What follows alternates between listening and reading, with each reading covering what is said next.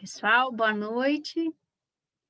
Que alegria, mais um dia no nosso curso e, antes de mais nada, eu queria agradecer em nome da Global, o Felipe que teve essa linda iniciativa de propor para que vocês pudessem contar um pouquinho, e hoje eu estou olhando aqui a Iana, a Gabriela, a Isabel, a Andresa, hoje a gente pode se conhecer um pouco mais, e eu me identifiquei, inclusive, com a história de vocês, com a busca, né, cada um aí muito nessa busca profissional, dessa especialização e cada vez agregar mais ao seu currículo, e é essa a ideia mesmo da Global, com seus cursos, com pessoas incríveis, como a professora Petrina, que vai nos abrilhantar hoje, a gente vai aprender bastante com ela.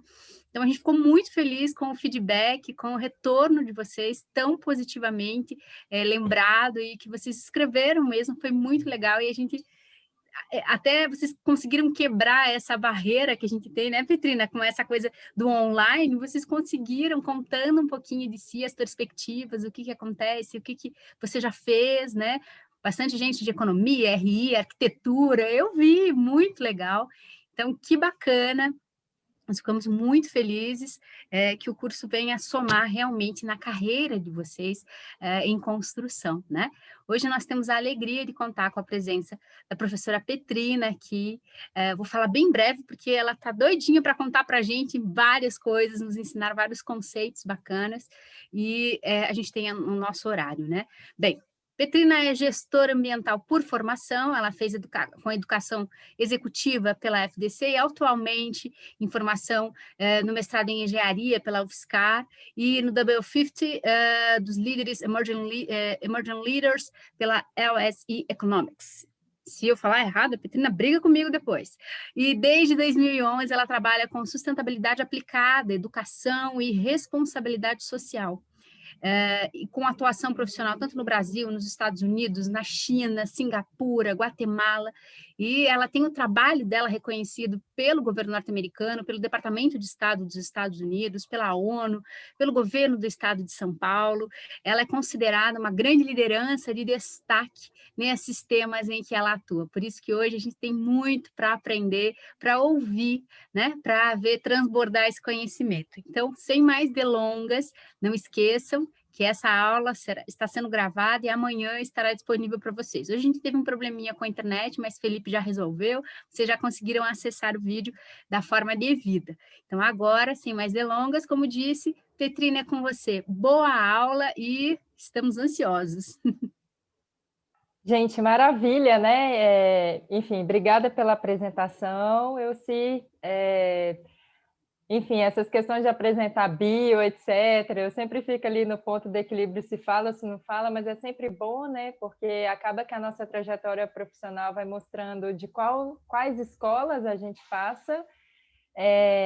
Fica parecendo uma sopa de letrinha, né? O que é educação, responsabilidade social corporativa, sustentabilidade, como isso tudo tem a ver com a questão de relações internacionais, dando caldo para políticas públicas, que vai ser o nosso principal assunto aqui hoje.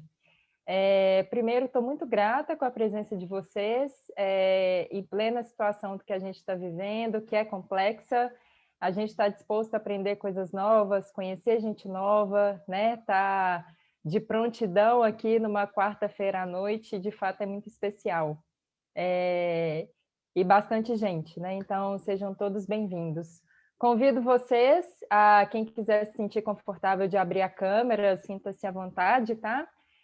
Mas também não é nenhuma obrigação, tá tudo certo.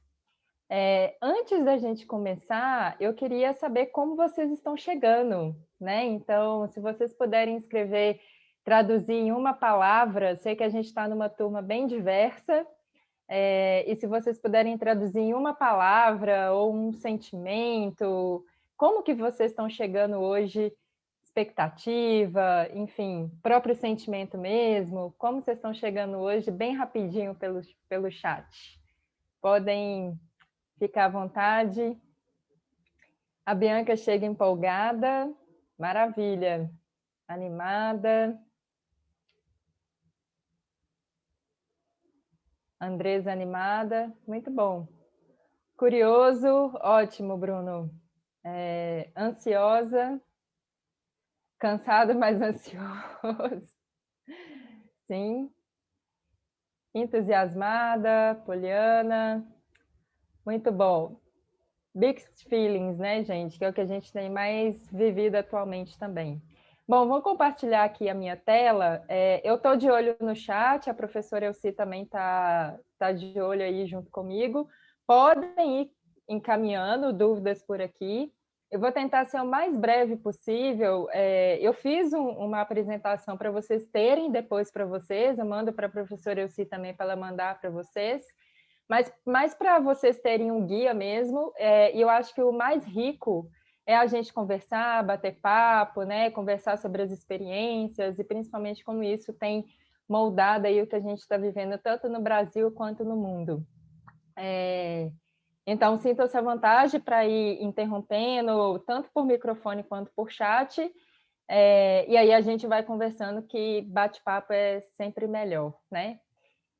Então, o assunto de hoje, eu até já deixei a imagem aqui de provocação, não sei o tanto que vocês já conhecem um pouco dessa imagem, mas daqui a pouco a gente vai chegar nela e a gente vai conversar um pouquinho sobre essa rede de atores, né, que se relacionam com a questão das políticas públicas aqui no Brasil.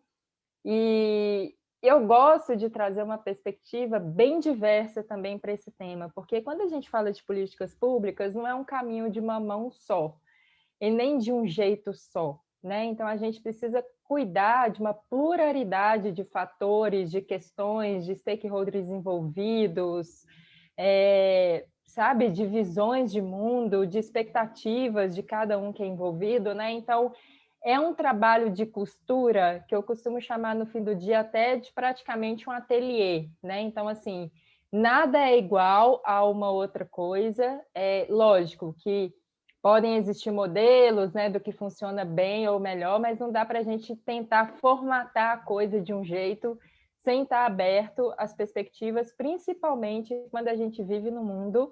A gente está até tendo o Fórum Econômico Mundial essa semana, né? Então, o que está acontecendo virtual. E o Fórum Econômico, ele pauta muito o mundo VUCA, que eu não sei se vocês já ouviram falar também, a gente vai conversar sobre isso, né? Então, um mundo totalmente volátil, incerto, complexo e ambíguo.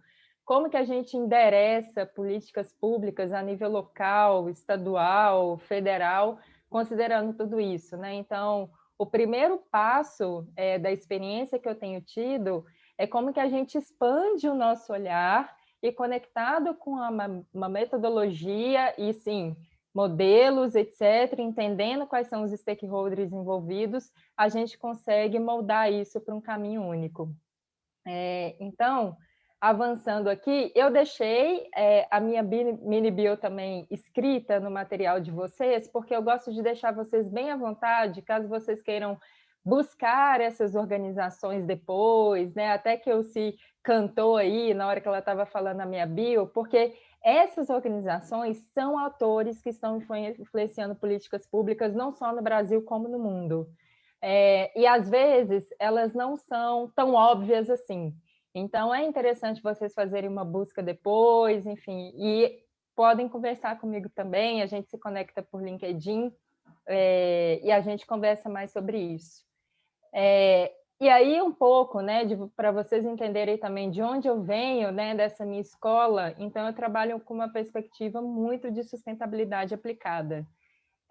Por que sustentabilidade aplicada, né? Sustentabilidade, no fim do dia, é tudo, né? Então, tudo pauta desenvolvimento econômico, questões culturais, econômicos, sociais, ambientais, é muito para além de meio ambiente, e essa é uma pauta importantíssima, né? Tanto para quem está tocando já políticas públicas ou está no setor privado, mas principalmente para quem também é internacionalista, que eu sei que tem gente aqui na turma que porque os internacionalistas geralmente estão na tomada de decisão diplomática e muitas vezes não têm um conhecimento técnico aplicado à sustentabilidade, e isso acontece em outras áreas também. Então, é interessante a gente expandir esse conceito de sustentabilidade para a gente entender o quanto a gente está envolvido nisso. E trazendo bem para a ponta, né, para uma questão de gestão de projetos e cooperação técnica, que a gente vai conversar também, e para vocês entenderem os principais clientes e parceiros, quiserem fazer dúvidas, fazer perguntas também, eu vou trazer, a gente vai conversar sobre alguns exemplos do que eu já realizei com esses parceiros. mas para vocês terem aqui também, a gente poder conversar. Primeiro, antes da gente ir super direto ao ponto, né, enfim, e não entender todas as expectativas que estão envolvidas, a gente precisa entender que tudo, né, a nossa capacidade, né, até uma frase do professor Siddhartha no livro dele, né, e que é um professor da Casa do Saber, que é uma casa super importante de conhecimento aqui em São Paulo, né? Então tem uma questão histórica, né, que quando lá na antiguidade, na ancestralidade, quando a gente ainda era nômade, né, numa perspectiva histórica, então a nossa capacidade de viajar com a imaginação no tempo e espaço foi a invasão do sonho na vigília, né? Então existia algo que era comum e até hoje a gente tem isso em tribos, né? Eu já viajei o Brasil inteiro, a gente pode conversar sobre isso também, norte do Brasil, Amazônia, Nordeste, né? Trabalhando com empreendedorismo social. Então, lá, quando a gente sonhava, né, e imaginava, de certa forma, enquanto estava dormindo ou quando estava acordado, né? Então, o próprio sonhar e o compartilhar esse sonho é que deixou as coisas tangíveis, né? Então, a construção das pirâmides do Egito, e várias outras coisas que a gente teve capacidade de fazer, né? A própria domesticação de animais. Então, isso tudo foi fruto de uma imaginação que veio, né, para a nossa vigília.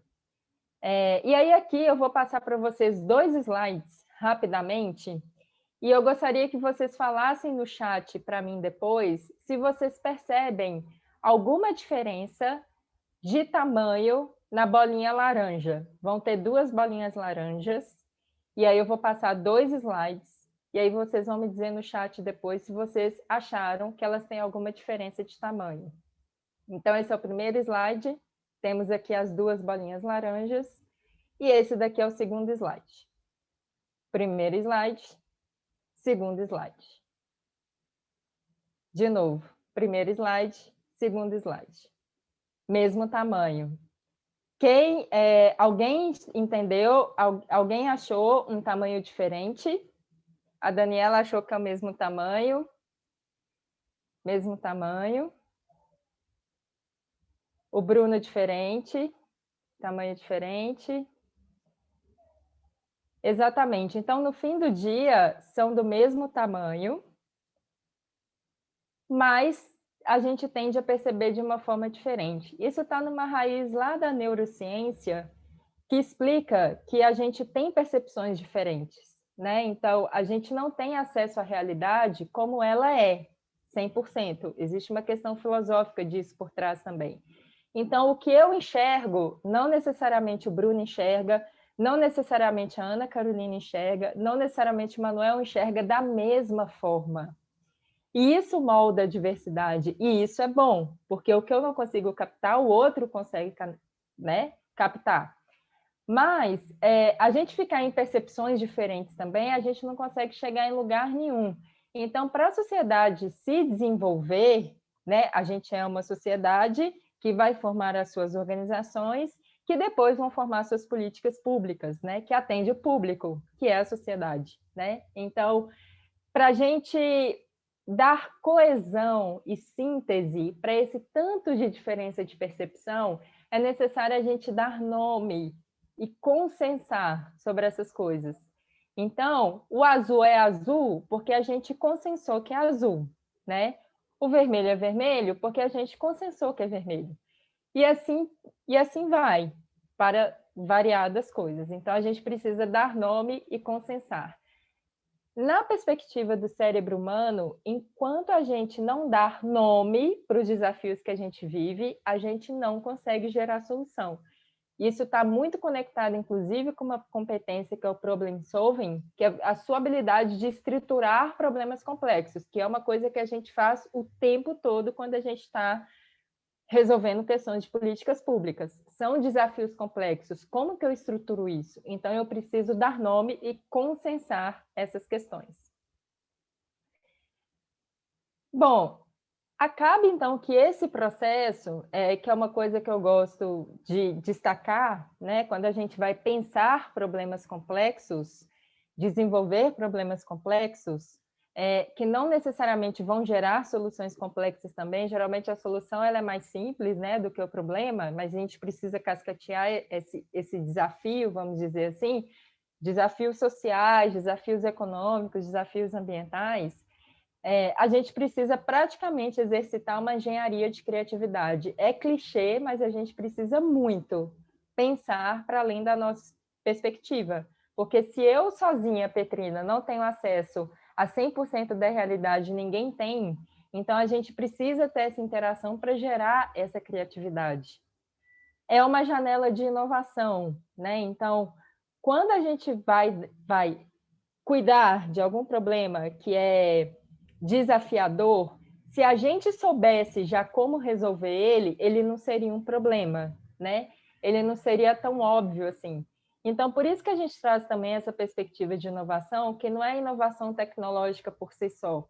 É como que a gente faz algo que não existe, né? Que política pública, no fim do dia, é isso. A gente precisa resolver algo que ainda não existe e que geralmente a gente precisa cuidar de um tanto de expectativa, né? Então, cada um está querendo uma coisa, ninguém enxerga o mesmo valor para a questão. E uma coisa que, ao longo da minha experiência, eu trabalho com isso desde 2011, eu tenho sentido que quanto mais a pauta é assunto de investidores, e não só investidores financeiros, né? Pode ser investidores da própria influência sobre aquele projeto, né? Investidores de materiais, enfim. Quanto mais a gente consegue também trazer parceiros que vão ser provedores de algo, mais também a coisa consegue fluir, vamos dizer assim. Então, avançando. Então, quem são os principais atores que costumam estar envolvidos nessa miscelânea, né? Não é tão difícil identificá-los, né? Então, a gente tem o setor privado, aliás, primeiro a gente tem o governo, que é considerado o primeiro setor.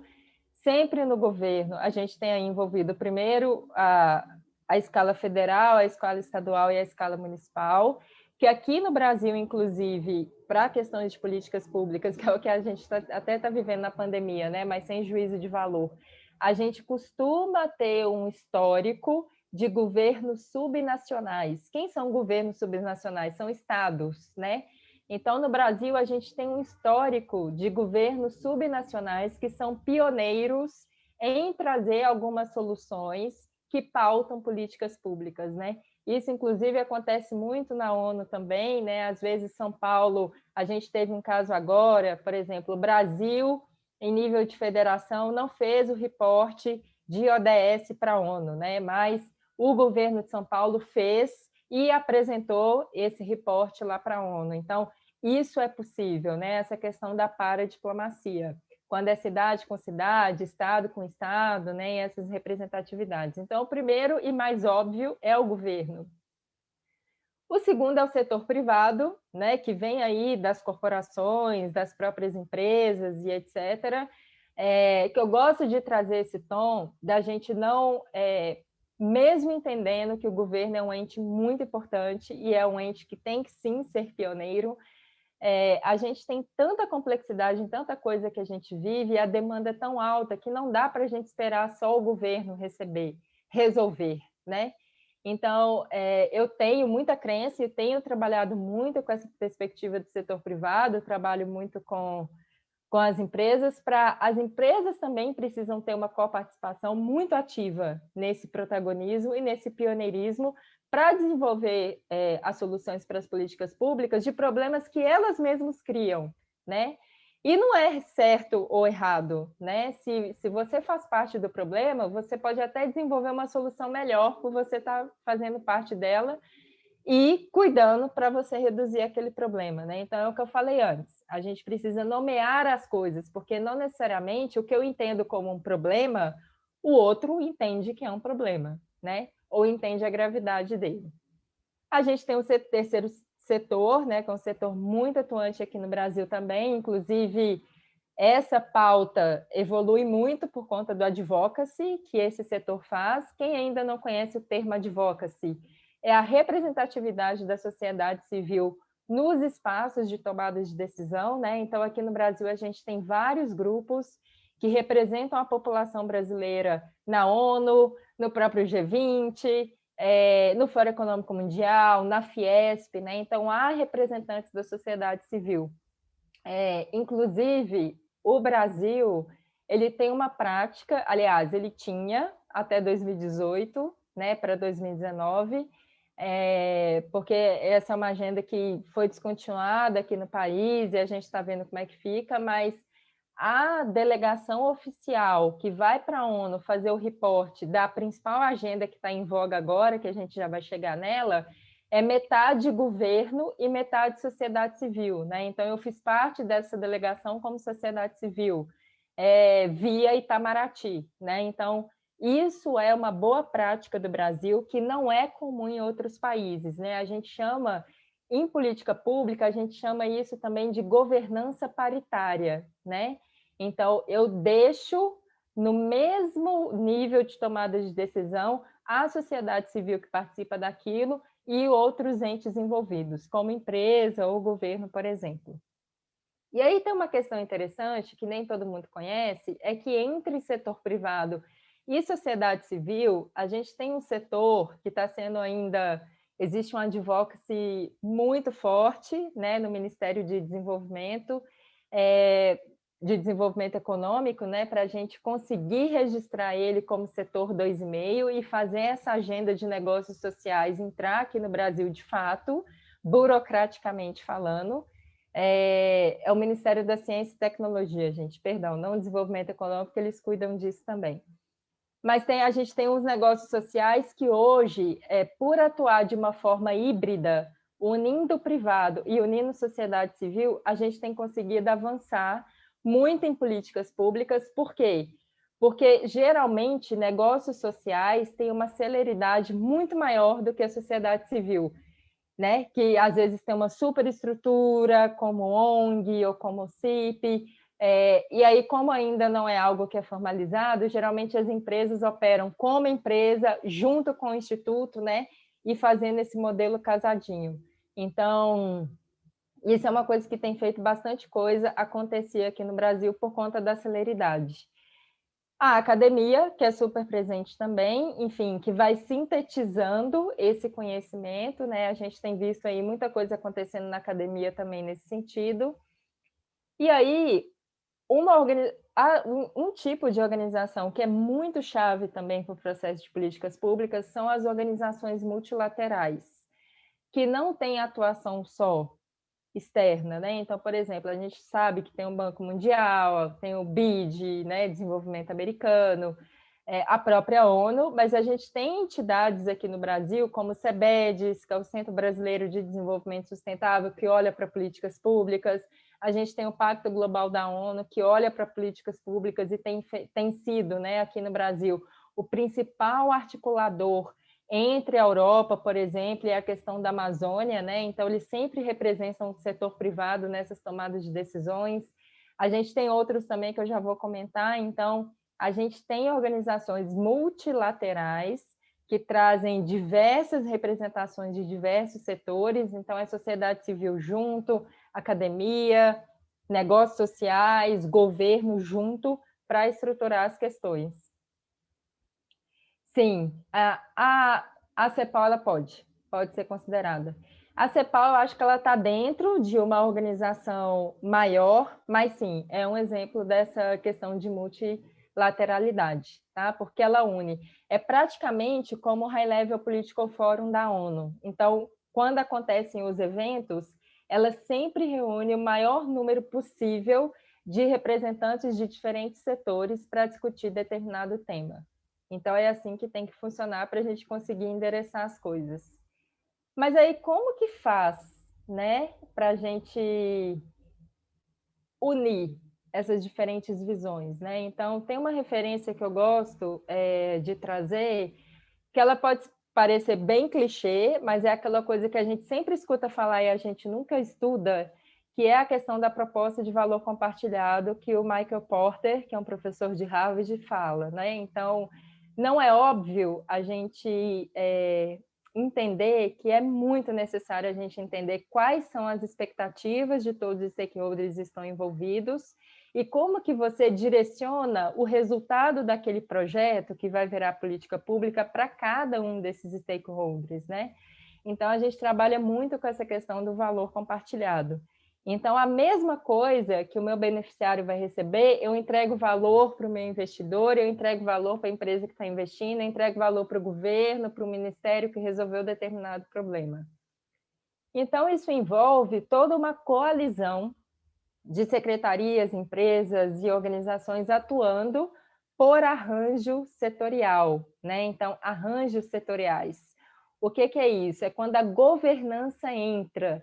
Então, hoje, para você desenvolver, né? Ano passado eu trabalhei em Brasília em 5 meses, fechando a pauta de reforma da Previdência e abrindo a pauta da reforma administrativa. Então, são entes diferentes que trabalham com isso. Então, a previdenciária era um tipo de ministério e a administrativa era um outro tipo de ministério, e aí você entra numa secretaria específica. Você não chega lá no oba-oba querendo falar com aquele secretário, mesmo que a pauta seja importante para ele, né? Então, existe um interesse de sociedade civil e de setor privado para dar o tom para aquela agenda, para que, por exemplo, uma reforma administrativa não seja feita de qualquer jeito, né? Às vezes o presidente do país quer fazer de determinado jeito, então não necessariamente é isso, né? Então você cria toda uma questão de governança, de ritos mesmo. Então existe um processo para você começar a frequentar aquele ministério, para você fazer reuniões, usar, né, todos os ofícios e etc., o desenvolvimento de documentos, quando isso vai para a presidência, para ir para a presidência da República, por qual caminho que você tem que passar, né? Então, por exemplo, a nível federal, sempre é imprescindível passar pela Casa Civil, e tem gente que, mesmo estando em posição de liderança em secretarias e ministérios, não levam isso em consideração, porque são pessoas que às vezes não vêm da escola de setor público, às vezes vêm do setor privado com outro modus operandi de trabalhar, que esse é um desafio, inclusive, do governo atual também. Então, a gente tem esses ritos que não são só ritos técnicos, né? A gente precisa, nesse processo da política pública em si, desenvolver muitas habilidades que são soft, né? Que não são menos difíceis que as técnicas. Então, a gente precisa ter esse bom senso, esse caminho da negociação, entender essas expectativas, né, e tudo mais. E tudo isso tem um nome técnico, que chama cooperação cross-sector.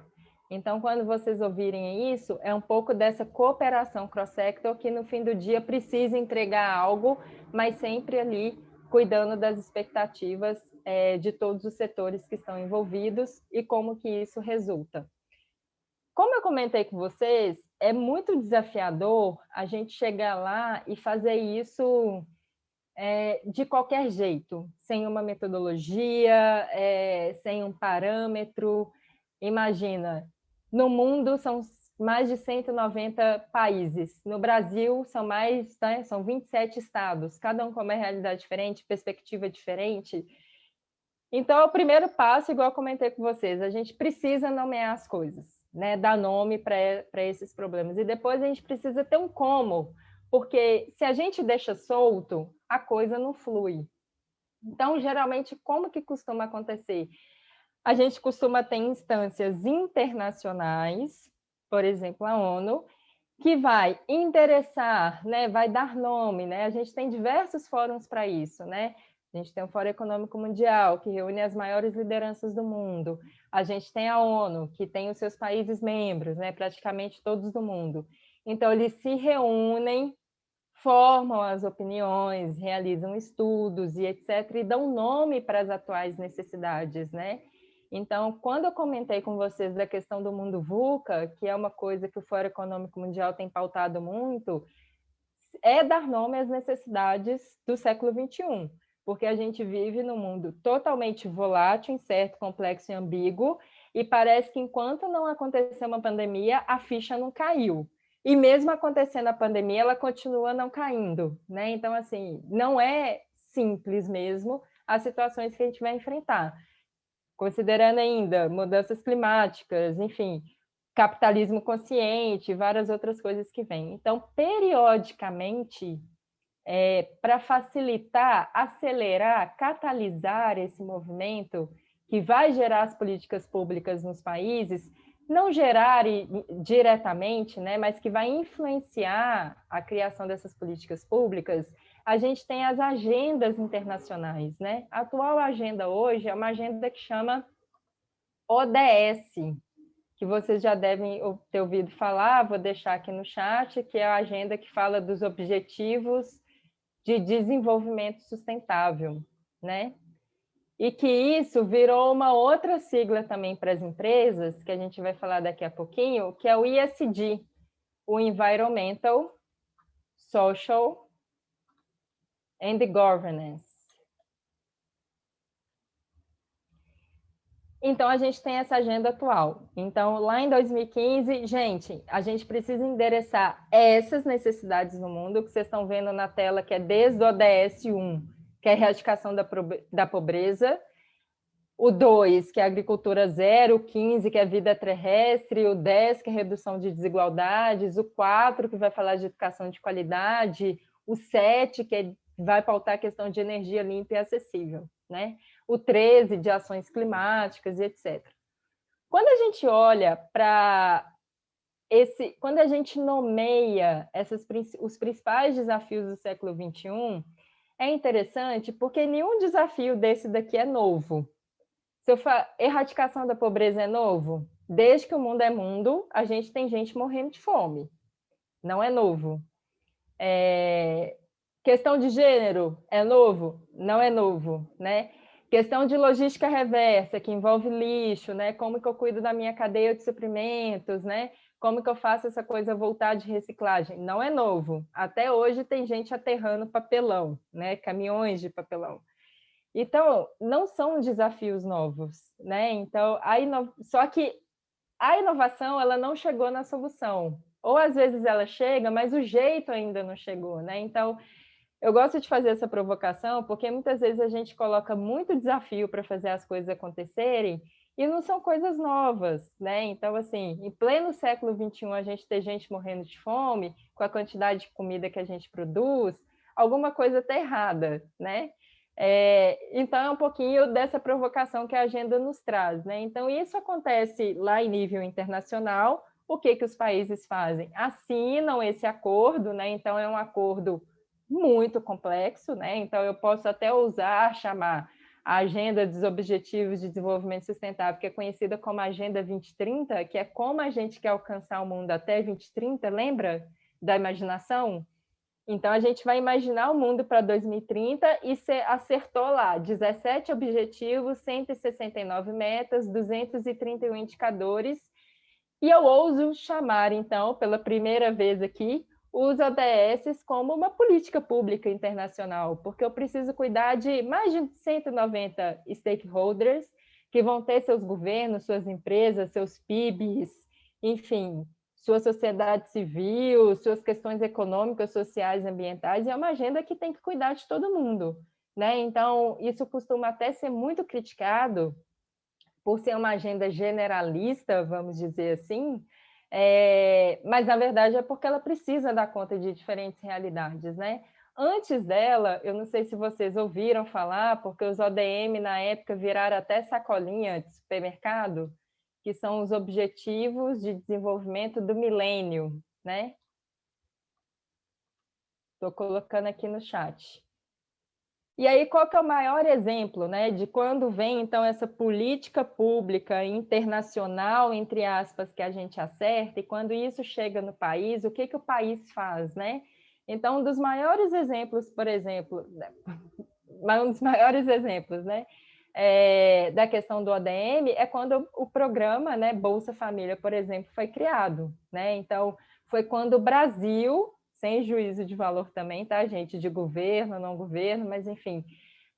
Foi quando o Brasil conseguiu sair do mapa da fome, criaram-se, né, programas que são políticas públicas para endereçar aquela questão, Mas aí é sempre essa provocação, né? Com qual qualidade e com qual aspecto inovativo a gente está cuidando daquilo, né? Porque não adianta eu sair, por exemplo, do mapa da fome, que tem um índice X, e ficar um ponto acima desse limite, do que era o pior, né? Porque quando a gente faz isso, que foi uma situação que aconteceu, e aí é um pouco do desafio do Brasil, dos países subdesenvolvidos, né? Quando a gente progride em algo, né? Então, a gente saiu do mapa da fome. Se eu não cuido com qual qualidade eu saí do mapa da fome, quando eu saio desse mapa, eu perco o investimento externo que vinha para aquela questão. E se eu não cuidei da qualidade para eu estar nesse outro lugar, dando continuidade, porque aqui no Brasil, não só no Brasil, né, gente, vários outros países, mas vamos falar aqui da nossa realidade, né? Os governos trocam e aí tudo é desmantelado, né? Então, geralmente a gente não cuida, né? Se algo está dando certo, então como que a gente prolonga aquilo, né? A gente tem um pouco desse desafio da política do longo prazo, né? Então, a gente tem esse desafio que sempre fica desmantelando as coisas, né? Então, isso foi um pouco do que aconteceu quando o Brasil saiu do mapa da fome. Perdeu o investimento externo, não ficou com qualidade, criou uma super política pública, não ficou com qualidade acima do que era o limite do mapa da fome, e hoje voltou para o mapa da fome, né? Então, é um pouquinho disso que a gente precisa ir cuidando. Então, são esses tipos de política pública internacional que chega, que vão aí dar o tom para os governos nacionais agilizarem essas pautas, né? E por que de certa forma, é assim? Porque as coisas elas são cobradas, de certa forma, né? Existe toda uma diplomacia e tudo mais. Aqui eu deixei também duas referências para vocês, porque, enfim, não dá para a gente querer atuar nesse campo ou querer fazer parte desse campo com tudo solto, né? Então é muito essencial que a gente tenha aí uma escola de metodologias por trás, né? Duas metodologias que eu trabalho muito fortemente e que me ajudam no processo sistemático de gestão de projetos para dar o ritmo do bumbo para as coisas acontecerem, é a teoria U, que vocês podem estudar melhor também, que é uma teoria desenvolvida pelo professor Otto Scharmer, do MIT, e é o Design Thinking, que é uma metodologia de prototipação que nos ajuda muito a dar cadência nas coisas, né? Então, por exemplo, políticas públicas hoje que eu trabalhei ou tenho trabalhado, eu não entro, né, sem realizar piloto, né? Isso pode parecer óbvio, mas não necessariamente muita coisa que foi realizada em big escala foi realizado piloto antes. Não envolveu o beneficiário na tomada de decisão. Então, isso tende a dar errado. Porque se eu não testo pequeno para entender quais que seriam as falhas e quais que seriam os gaps, né, para consertar rápido, isso pode me gerar muito custo, muita perda de dinheiro, né? E aí que a gente precisa cuidar, porque quando o dinheiro é público, não tem dono, né? A gente tende a gastar mais. Então, é por isso que eu gosto de trazer essa perspectiva maior, porque no fim do dia tudo depende também da qualidade das competências de liderança de quem tem a caneta para tomar as decisões, né? Porque não necessariamente você tem que saber de tudo, né? Você não precisa saber de todas as metodologias, de tudo que está envolvido, mas a gente precisa ter um processo empático e de escutativa de trabalhar com técnicos, de entender quem tem experiência para construir a coisa de maneira mais fluida e de maneira mais perene. Mas não necessariamente, principalmente quando a gente está lidando com políticas públicas e quando a gente fala de atores de políticas públicas, a gente tem muito aspecto político envolvido, né? Não só pela política em si, mas pelas questões relacionais e de interesses pessoais que estão envolvidos, né?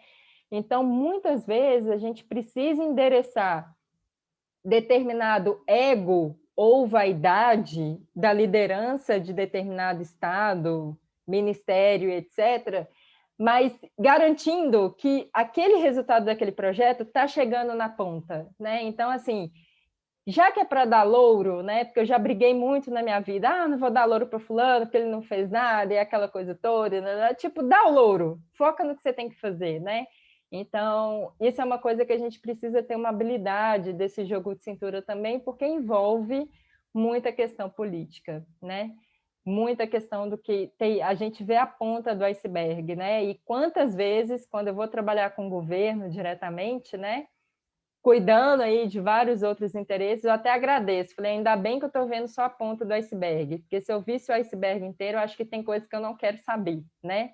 Senão a gente não trabalha, né? Então, a gente tem pessoas, por exemplo, a Ilona Zabó, que trabalha aqui no Brasil, né, para políticas públicas pautadas em drogas e armas, por exemplo, que é uma pessoa que recebe ameaça de morte constantemente, né? Assim,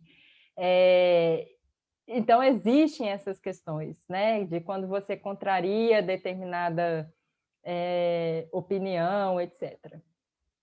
O que pode deixar a gente um pouco mais tranquilo quando a gente vê problemas muito complexos é que, gente, a gente não precisa, e tem coisa que a gente não sabe mesmo como fazer. Mas a gente está no caminho. E quanto mais a gente faz, mais a gente gera experiência, né? Então, por exemplo, na questão da pandemia, do que a gente está vivendo agora, pela primeira vez, né, numa perspectiva de desafio global muito forte, igual foi a questão da pandemia, pela primeira vez em uma pesquisa, 97% de 80 empresas, big empresas, né, aqui no Brasil, responderam no início da pandemia que elas tinham obrigação de contribuir para a solução, né? Isso é um dado importantíssimo, né? O ente privado que tem que ser um ator ativo em políticas públicas, até que, enfim, nessa amostragem de 80 empresas, na sua maioria, entendeu que ele é obrigado a contribuir para a solução, né? Não é uma postura passiva de deixar o governo se virar, né? E resolver aquela questão. Porque é esse lugar que a gente cai, né? E aí a gente tem uma questão também que 94% responderam que tem a responsabilidade em ajudar o governo. 88% sim, ainda, né?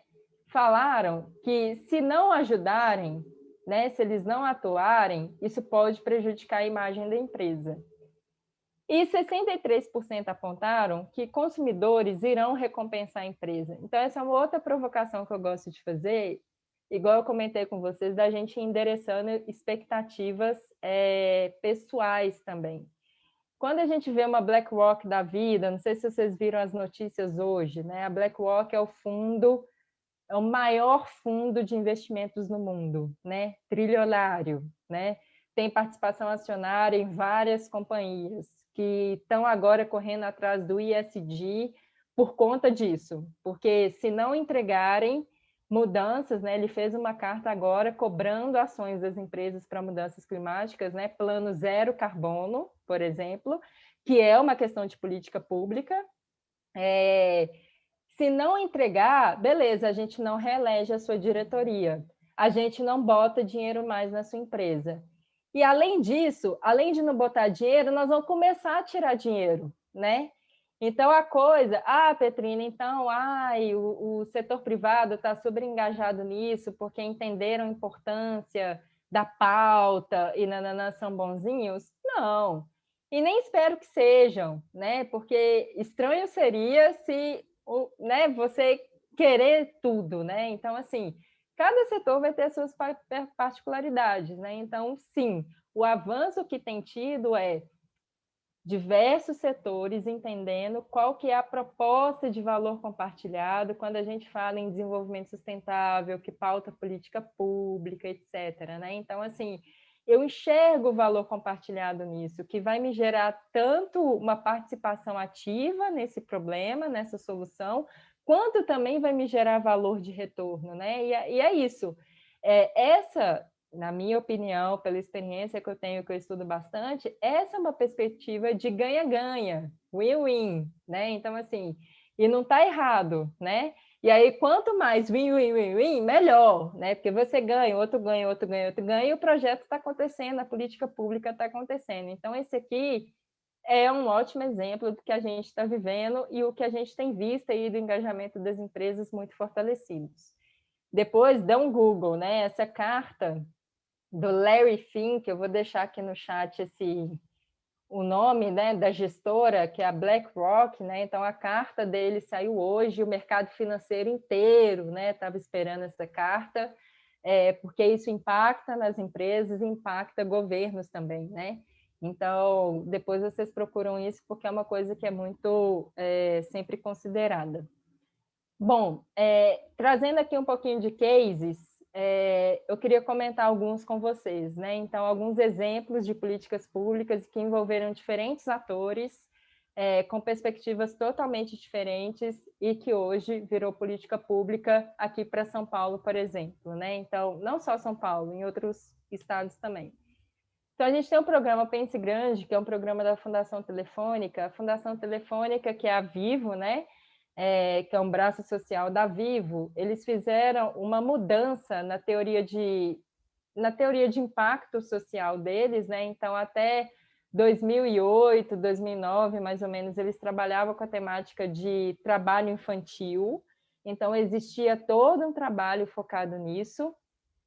E a partir dessa virada, eles entenderam que eles não queriam trabalhar mais com a perspectiva de trabalho infantil numa perspectiva assistencialista, né? Lembrando que assistencialismo e filantropia são importantes também, tá, gente? Eu vejo muita gente criticando isso. Ah, é porque vai dar R$ 50 para o povo que está lá no sertão. A primeira pergunta que eu faço, você já esteve no sertão? Você sabe o que é você estar num povoado, no meio do Piauí, que para você chegar são 15 horas de carro, né? Então, assim, esteja lá, eu já estive, né? E aí você falar para aquela pessoa que existe meritocracia, etc, etc, então você precisa ter um cuidado, né? Porque são condições de vida completamente rudimentares, né? A gente nem acha que a gente está no século XXI quando a gente está lá. Então, existe a perspectiva da filantropia, que é muito importante, né? Mas também existe também a questão da inovação, que eu falei com vocês, que ela é essencial também. Alguém tem que puxar a fila, né? Então, o que a Fundação Telefônica pensou, né? A gente precisa endereçar, né, essa questão de evitar trabalho infantil e tal, mas com qual perspectiva inovativa a gente faz isso, né? Foi quando começou a vir bastante forte aqui no Brasil e no interior do Brasil, que aí eu tive a oportunidade de viajar ao país por isso, que é desenvolver essa perspectiva do empreendedorismo social pelas próprias comunidades, né? Então foi quando o tema ele foi sendo difundido e difundido de uma forma, gente, super simples, né? Eu lembro de ensinar Canvas, não sei se vocês já ouviram falar sobre isso, né? Metodologias que envolvem empreendedorismo, design thinking, etc. Eu ensinava isso com a amarelinha, né? Que era a brincadeira da comunidade, quebra-cabeça, jogo, né? Então, por cores, né? Trabalhando ali com comunidades que a maioria do povoado estava em situação de analfabetismo, né? Então, não tem como ler, né? Agora, como é que eu crio uma questão de cor, uma questão de empatia, de comunicação para fazer isso acontecer, né?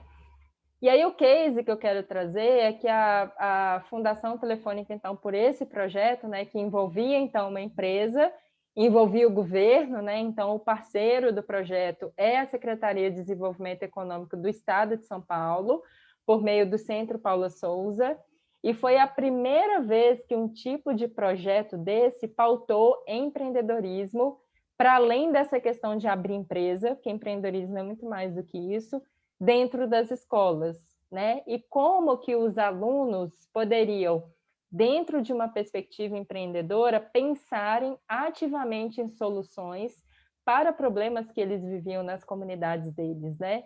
E foi aí que duas coisas aconteceram.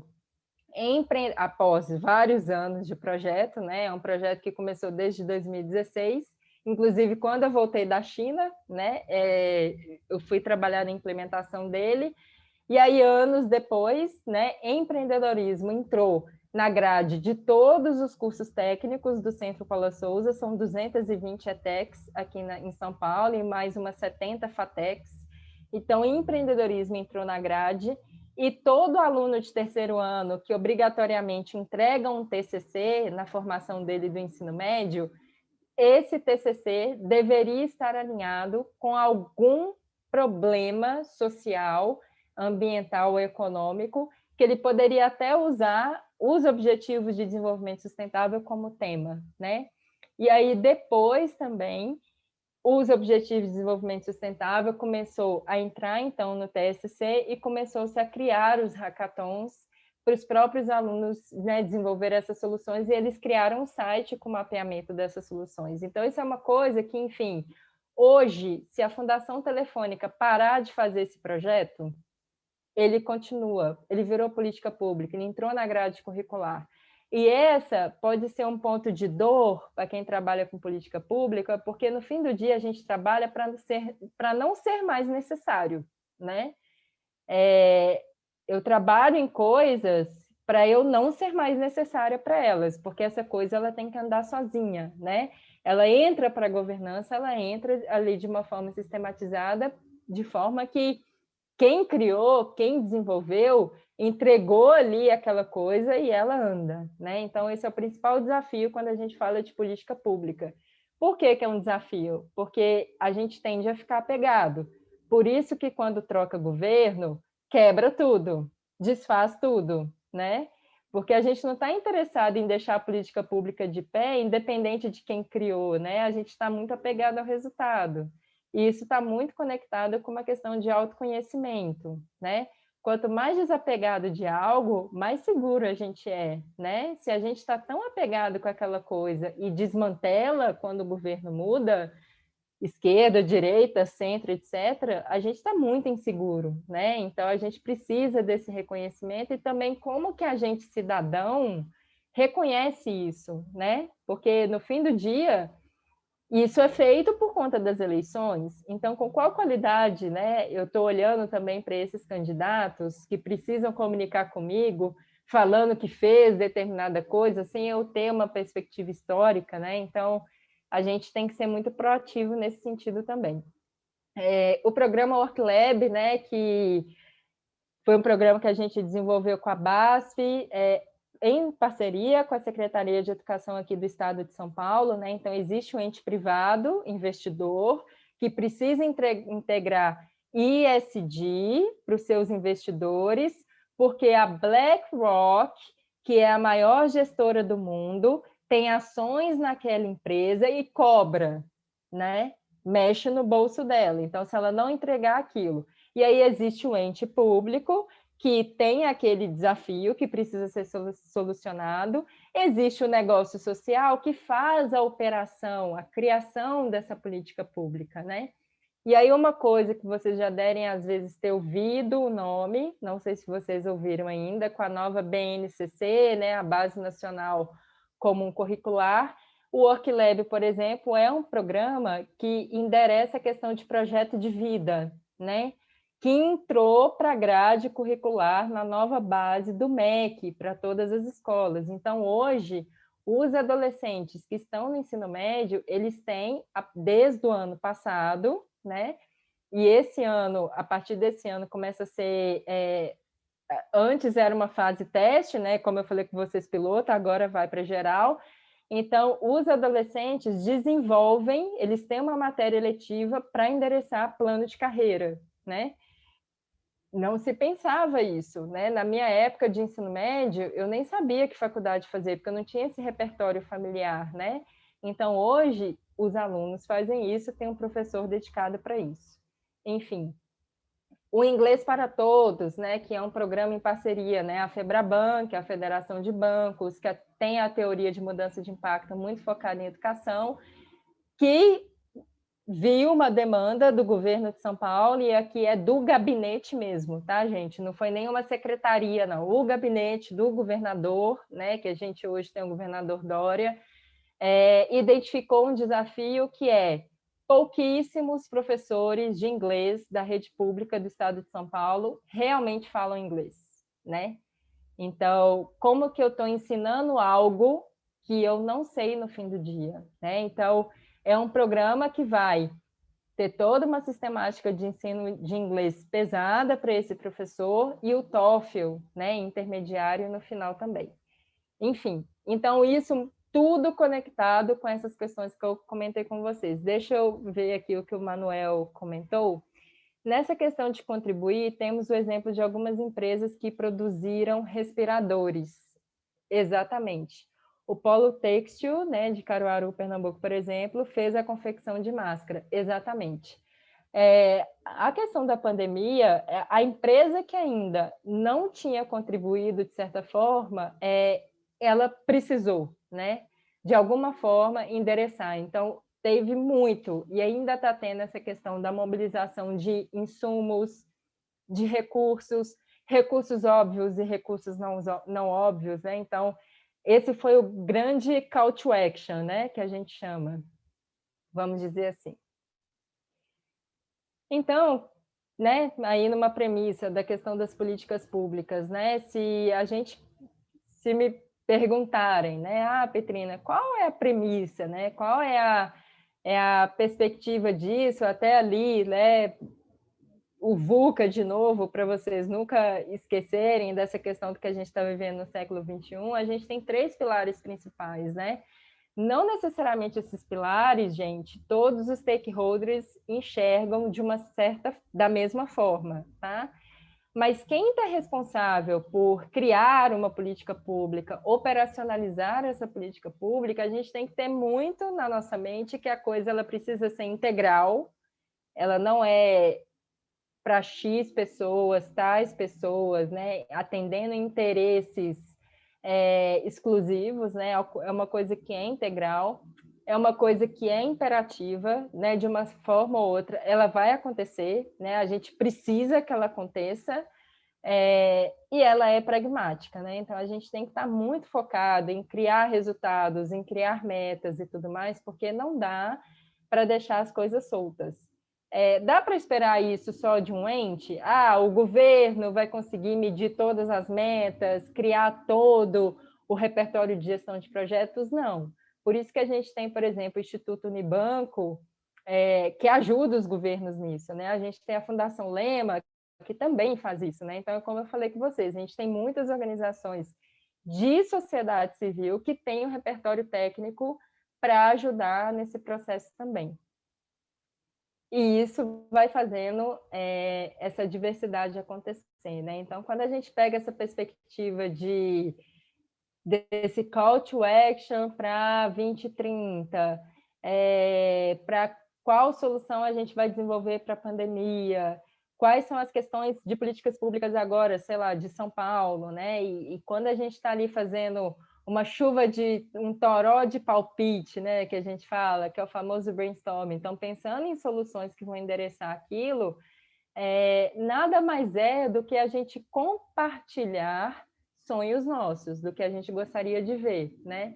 E se a gente fez isso tanto na nossa história e conseguiu criar tanta coisa, então a provocação que eu deixo de fato, seria só sonho, né? Quando a gente fala de algo que a gente enxerga que pode ser diferente do que ele é hoje, né? Então, esse é um pouco da provocação que nós, ali, enquanto profissionais que vão estar atuando, de certa forma, nisso também, podemos nos fazer, né? Então, gostaria muito de ouvir de vocês considerações, perguntas, questionamentos, compartilhar emoções, anseios, desesperos, inspirações, né? Nesse momento. E a frase que eu deixo aí de inspiração, que é algo que me guia também, é que dentro de nós tem um universo, né? E fora de nós tem apenas o mundo. Então, a coisa ela começa dentro da gente, né? A nossa qualidade de relação com o mundo externo é que vai pautar também a nossa qualidade e presença, né? Para cuidar com prontidão dos atuais desafios que a gente tem enquanto sociedade. Obrigada, né, pela atenção ativa. Devo ter falado demais, como uma boa mineira, né, que está em São Paulo há 6 anos, mas vamos conversar.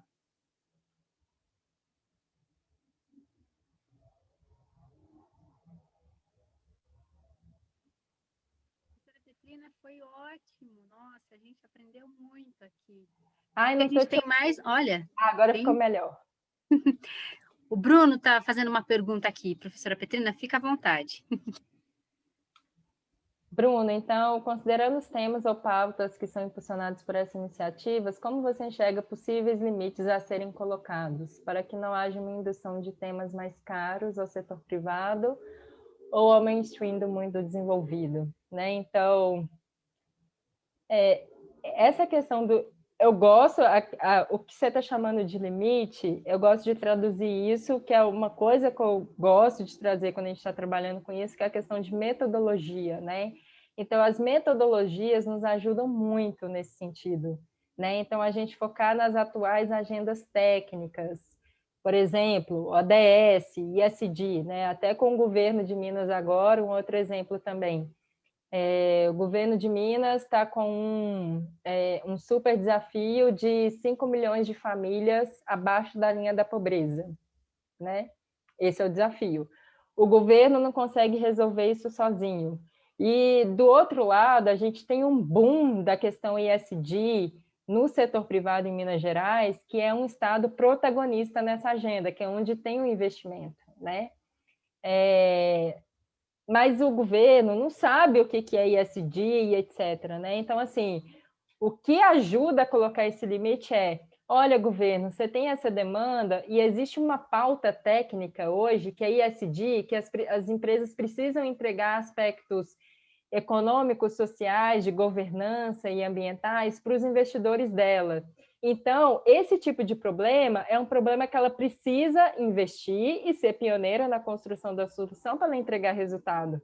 Ó, empresa, o governo de Minas tem essa demanda conecta com a sua estratégia ESG, que a BlackRock e a Bolsa, a B3, etc., está te cobrando. Então, vamos aqui realizar? Aí você começa, entendeu? Então, o que ajuda muito é a gente pautar em agendas técnicas, né? E foi até curioso, compartilhando aqui para vocês, de um pouco dessa sabedoria que a gente tem que ter, que quando eu estava muito focando na construção desse projeto, eu usava muito a ODS ainda, né? A agenda dos 2030, né?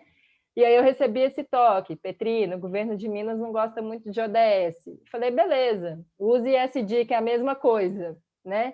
No fim do dia é o mesmo resultado. Se ESG tem um approach melhor, porque o meu stakeholder vai entender melhor, excelente, né? Então, assim, desapega, né? Assim, e olha que eu fiz parte do grupo que trouxe os ODS para o Brasil, 9 meses de trabalho em Brasília, cada mês que você ia, as equipes trocavam, deletavam tudo, tinha que começar tudo de novo, até o Temer lançar o decreto e a coisa começar, né? Então, assim, fui Buda desde o início para estar desapegado do resultado? Não, mas dei muita cabeçada, porque eu ficava brigando que tinha que ser ODS, e assim, não precisa, sabe? Então, assim, tem que ser aquela meta daquele jeito, né? Não, você usa a agenda técnica para você formatar, né? Como que vai ser a gestão de projetos para você fazer aquela política pública avançar, né? E tendo consciência de que depois que ficou de pé, tem que desmamar, você não tem que estar lá, entendeu? Não tem que ficar nessa coisa de contratação de empresa, fazendo licitação e etc, etc, né? Então, assim, você pode até continuar, mas para desafios novos, né? Para, sei lá, pivotar outras soluções, né? Então, é um pouquinho do que a gente tem. Então, esses limites a serem colocados, é sempre bom que sejam limites técnicos, né? A gente... e é como, às vezes, vão existir alguns limites pessoais ou limites éticos também, que você precisa se pautar por alguma questão técnica, né? Por exemplo, na minha fase de Brasília, o que eu mais precisei lidar é para não assinar contrato que eu não concordava, porque a corrupção, ela passa, né? Não é porque é política pública, de coisas legais e tudo mais, né? Então, você vê os contratos passando. E as pessoas, principalmente se você estiver liderando o projeto, as pessoas vão querer que você assine, né? Porque fica aquela coisa. Então, você vê coisas sendo realizadas sem licitação, você vai vendo algumas questões, né? Então, assim, existe um aspecto ético que é meu, que eu não entro em determinadas situações, e que aí eu buscava um amparo técnico, jurídico, né? Ah, então tá bom, então vou envolver o jurídico, né? Eu nunca estava sozinha em algo, né? Eu quero um parecer jurídico desse contrato. Enquanto não vir o parecer jurídico, o contrato vai ficar parado, entendeu? E aí eu vou focar nas questões técnicas do projeto e vou focar em buscar os parceiros e etc., né? Então, você encontra a solução. Agora, se você fica sozinho defendendo limites sem ter amparo técnico, aí tem nem palavra, assim, é desesperador. Já passei por essa experiência também. Então, a gente precisa sempre, né? Esses dias eu até ouvi conversando com uma consultoria Big Four, a maior do mundo, uma consultoria estratégica, a liderança feminina que estava direcionando o bate-papo, ela falou: se você tem um problema, você nunca fica sozinho no problema, né? Você compartilha o problema. Porque se você não compartilhar o problema, você vai sofrer as consequências sozinho, né? Então, lógico, não necessariamente você sempre vai estar num ambiente positivo, favorável, né? Então, principalmente se é mais fácil quando a gente está do lado de empresa, ou você está com a sua empresa, igual eu, né? Eu tenho a minha empresa que presta serviço para fazer a operação da política pública acontecer, né? Então, eu junto empresa com privado. Geralmente, quando você está em setores mais pragmáticos, você consegue dar o tom, né?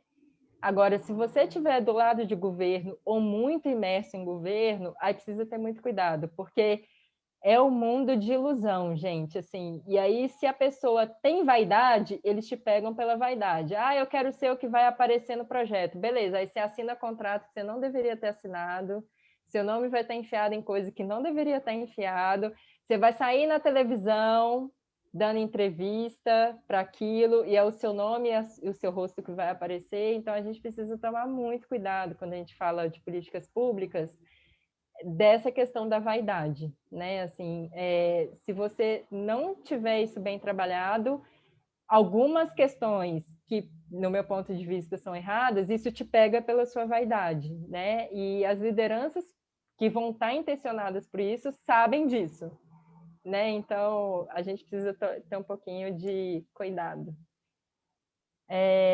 Gostaria de saber um pouco, a Isabela está perguntando, do seu início. Como você começou a trabalhar com políticas públicas e como você chegou até a ONU? Sim. Nossa, gente, o meu início foi nada muito feliz, assim, né? Por nada, Bruno. O meu primeiro emprego foi como operadora de telemarketing, que eu consegui ser demitida em 3 meses de contrato, quando você é contratada ali como CLT, sabe? E você não passa naquele período de experiência, porque eu fui ajudar um cliente em várias linhas, que eu ficava ajudando demais os clientes, e aí eram duas coisas, né? O meu TMA, que é o tempo médio de atendimento, ficava super alto, porque ele não pode ficar alto, e em uma dessas linhas, eu fui acabando passando de linha para linha sem confirmar o CPF, porque era um senhorzinho e tudo mais. Enfim. E vim de uma realidade de vulnerabilidade social altíssima que eu fui criada para ter que trabalhar para pagar conta. Não existe isso de trabalhar para fazer uma coisa legal. Tem que trabalhar, pagar conta para viver. A vida é isso, né? E o que me abriu muito a visão de mundo, que aí eu brinco que nem fui eu que escolhi a área, eu acho que é a área que me escolheu, sendo bem cara de pau de quando eu consegui entrar para a faculdade, né? E na minha época, eu sou fruto, né? Eu brinco que eu sou um case de sucesso de políticas públicas, porque eu fui bolsista do ProUni. Sem o ProUni, eu não teria feito faculdade, né? Então, fui bolsista do ProUni, cheguei na faculdade, e aí como tudo começou, né? Eu vi um projeto, eu tinha tentado passar na Federal para Engenharia Química, não tinha conseguido, eu sempre fui alucinada com Química. Chego no meu primeiro dia de faculdade, vejo lá um bilhete, né, um recado falando que tinha aberto um programa de extensão científica que era para transformar óleo de cozinha usado em biodiesel. E aí estava um adendo, projeto exclusivo para estudantes de engenharia química. Vocês podem imaginar o estado que eu fiquei, porque eu era estudante de gestão ambiental, né? Que foi um curso que eu consegui escolher pelo Enem que eu tinha e tudo mais. Fiquei revoltada. Falei, gente, que segregação, por que esse povo acha que só estudante de engenharia química pode fazer isso? Fui na seleção mesmo assim, por isso que eu falo com você que a gente precisa ter prontidão para as coisas. precisava ser a primeira a ser entrevistada, porque era um programa voluntário, né? Então eu estava trabalhando, isso não é nem uma coisa certa, né? Mas para eu conseguir ir para essas coisas, eu sempre ia no médico, né? Para os meus chefes, eu precisava de ir no médico, porque se eu falasse que era coisa de faculdade, ia ser um problema. E aí a primeira pergunta que o coordenador do programa me fez é: o que você está fazendo aqui? Que é a pergunta que eu mais ouço na minha vida, né? Eu ouvi ela em todos os lugares. O que você está fazendo aqui? Você não viu que o projeto é para estudantes de engenharia química? Eu falei: não, professor, perfeitamente. Envolve um super trabalho de laboratório, né? Mas como que o óleo de cozinha usado vai chegar na universidade? Porque isso é logística reversa. Logística reversa, a gestão ambiental cuida. E aí, por isso que eu falo com vocês que existe esse aspecto inovativo da política pública que a gente precisa pensar. Ele nunca tinha pensado nisso. Ele pensou no processo de transformar o óleo em biodiesel. Agora, como que ia ser a logística para conversar com os moradores, que é uma política pública no fim do dia, para levar o óleo para a faculdade, ninguém tinha pensado, né? E aí ele riu e falou: você quer entrar e liderar essa parte? Eu falei: quero. Aí ficou eu cuidando disso, depois fui entrar para o CREA Júnior, que era o conselho de engenharia onde o curso estava. Me questionaram o que eu estava fazendo lá, depois eu fui conhecer a Fundação Estudar, fui entender que a vida era muito além. E aí, quando virou o final desse projeto, a PepsiCo lançou um prêmio, que é o Prêmio TIC Américas, que foi a primeira vez que eu saí do Brasil, que eu fui para Guatemala. E aí o título do prêmio era assim: resolva um problema ambiental e ganhe dinheiro ao mesmo tempo com isso. Eu quase tive um tilt. Porque eu falei assim: peraí, eu preciso trabalhar para pagar a conta e as coisas que eu gosto de fazer eu faço voluntário. Então dá para fazer isso, né? E foi aí que depois, né, eu fui finalista, fui bolsista da Dom Cabral por conta do prêmio. Até a Marina Silva foi a nossa patrona da turma. E aí, durante a minha fase de Dom Cabral, que era uma educação executiva, a gente precisava transformar o projeto em empresa, né? Foi aí que eu comecei com esse modelo de negócio. Deu tudo errado, né? Igual aquele meme que a gente vê, né? O início de um sonho deu tudo errado, né? Foi a crise mais aguda do governo Dilma. Então, o litro de óleo que era vendido a quase R$ 2 o litro caiu para 30 centavos, nada parava de pé. E foi aí que eu tive a oportunidade de vir para São Paulo, prestando serviço para a Fundação Telefônica, para deixar a política pública de empreendedorismo social nas escolas públicas de pé. Aí eu mudei totalmente de modelo de negócio, foi uma oportunidade, sabe? E aí foi atuando bastante nisso. Quando foi 2014, conhecendo pessoas, rede, né, que é uma coisa muito importante também, eu comecei a ouvir sobre essa história de ODS, entendendo a questão da ONU e tudo mais. Tinham pessoas que trabalhavam, né, com isso na rede, pouquíssimas. E eu mandei e-mail para uma delas, e eu lembro até hoje a Cássia me respondendo, que ela tem um super programa também focado em mudanças climáticas, né, que é o ICL, Youth Climate Leaders. E eu lembro dela me respondendo um e-mail assim: você tem certeza que você quer entrar nisso? Eu falei: tenho. Aí ela falou: então tá bom, então eu vou te envolvendo em tudo que eu puder te envolver. E aí eu fui fazendo bastante coisa, né? Porque um gap que a gente tem em toda essa questão que envolve ONU e entes importantes de espaços de tomada de decisão, são raras as pessoas que, não é me gabando não, tá, gente? É só cuidado aqui da humildade, mas é raro você encontrar perfis pragmáticos que vão fazer aquele tanto de ideia descer para a ponta, né?